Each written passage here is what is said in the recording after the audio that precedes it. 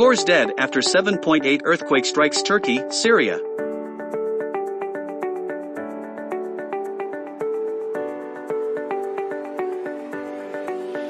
I have never felt anything like it in the 40 years I've lived, said Erdem, a resident of the Turkish city of Gaziantep, near the quake's epicenter, who declined to give his surname.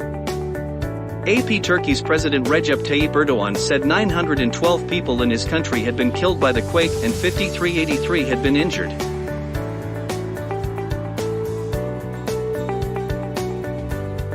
He said 45 countries had offered assistance to search and rescue efforts after Turkey declared a level 4 alarm for international assistance.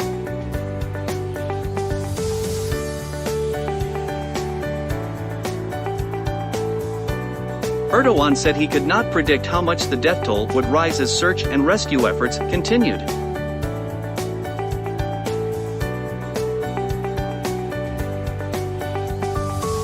In Syria, already devastated by more than 11 years of civil war, a government health official said at least 326 people were killed and more than 1,000 people injured, most in the provinces of Hama, Aleppo and Latakia, where numerous buildings tumbled down.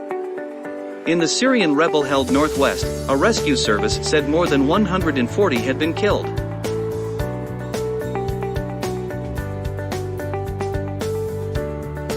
The toll reported by state media is thought to include only those living in government-held areas. On both sides of the Turkey-Syrian border, residents jolted out of sleep by the pre-dawn quake rushed outside on a cold, rainy and snowy winter night, as buildings were flattened and strong aftershocks continued.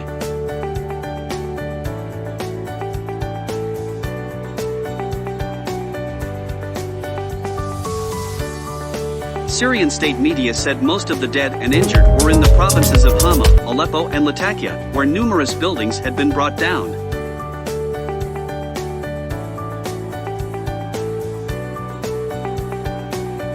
The situation is very tragic. Tens of buildings have collapsed in the city of Salchin. A member of the White Helmets Rescue Organization said in a video clip on Twitter, referring to a town about 5 kilometers from the Turkish border.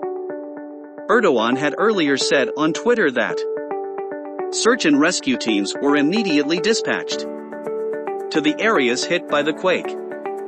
People and rescue teams try to reach trapped residents inside collapsed buildings in Diyarbakir, Turkey. We hope that we will get through this disaster together as soon as possible and with the least damage, he wrote.